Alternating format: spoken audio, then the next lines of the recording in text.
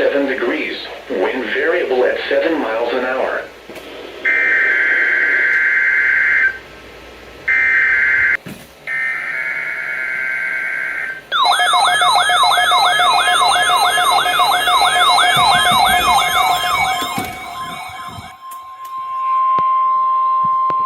The proceeding was a test of the National Weather Service Emergency Warning System from Atlanta, KEC80.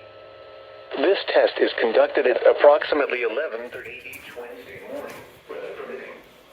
If this had been an actual emergency weather situation, the warning alarm transmitter will occur even if you are in perfect working order.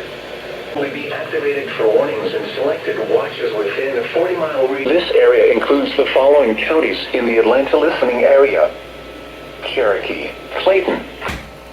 We now return to our normal weather broadcasting.